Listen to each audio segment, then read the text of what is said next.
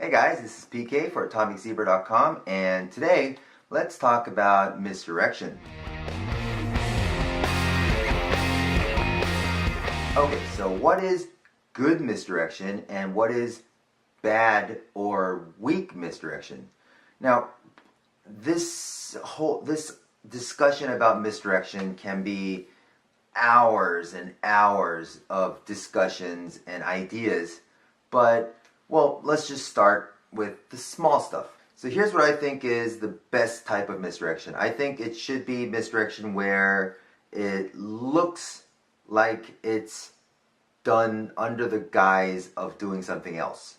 Now, in order to get in depth about misdirection, there has to be some level of exposure, and I'm not too keen on exposing anything on YouTube.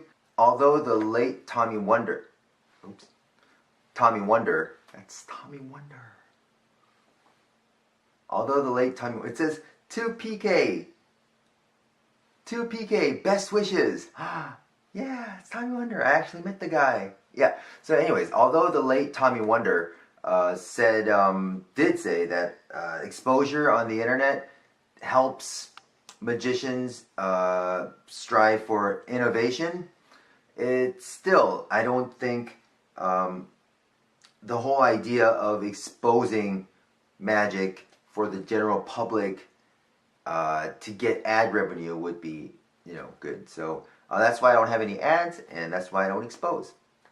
Anyways, back to misdirection. Okay, so in order not to expose much, we'll use really simple moves, and we'll just talk about the concepts, basically. And I think a good move to do for this would be the double undercut. Yeah. All right. So let's get into the double undercut. The double undercut is supposed to be a top control, but it looks like you're just cutting the deck. You're just giving the deck a couple of cuts, and you did the top control. Now, the reason why I think that's good misdirection is because you're doing something, but it looks like something else. So people don't make that connection that you're doing this to hide something else. And I think that's what makes a good move what it is. All right? And it applies to everything, actually, even like palming, right? Don't worry about this. This is not exposure. It's not teaching how to do this. It's just showing that this is what happens. And I actually do this a lot in my shows because I have to show that this is the palm. And I actually do this palm after I expose it, but it works out because I'm doing this under the guise of reaching for something. So I'm reaching for the box, not like that, but I'm reaching for the box, and then, this hand is justified. Because if you do something else to hide a move, then it's justified.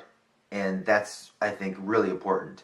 And I do this in my invisible palm aces routine. Like, this is how you hide cards, how you palm cards. You can't see it like that, but if you say hi, you can see it. And also, you can hide cards in the back, but then if it's in the back, then you can see it. So that's why I hide it like this, and you can't see it on either side.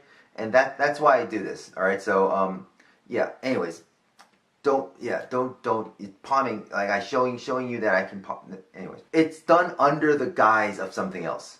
That's the important thing, and that's what I think makes the strongest misdirection. And that's actually what it is, right? That's what misdirection is, as opposed to what I consider weak. Now, I'm sorry to say this, but what I consider weak misdirection is something like asking them a question, like, do you remember your card? And a lot of people do look up. As soon as you ask them a question, they look up, and you're just doing something. Oh, yeah, and like asking them a question, that's what I think is very weak misdirection, because it's blatantly trying to get them to look somewhere. And although it is under the guise of a question, it's not. It feels like you're saying, "Oh, look over there." It's pretty much like that. And I think we should not rely on that kind of misdirection. That's not what we should rely on. We can use it sometimes, but if we make a trick or if we plan a routine to have that and that's pivotal, then I don't think that's a good idea, because what I think is good is when you're making a routine is to just assume that you have really bad hecklers burning your hands the whole time. And that's how you can actually get real misdirection, where everything is justified. And that's the most important thing, I think, in misdirection, justifying your actions. And I'm sure most magicians would agree to this, and there are a lot of great moves actually have this built in.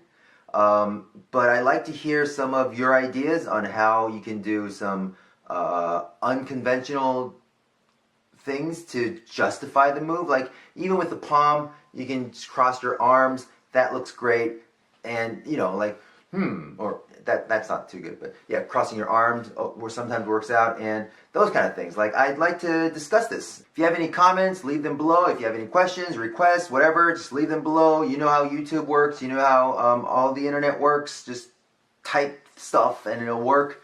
If you like this video, just click subscribe. It's a red button right there, and it's free, so just click away. And I'll see you in another video.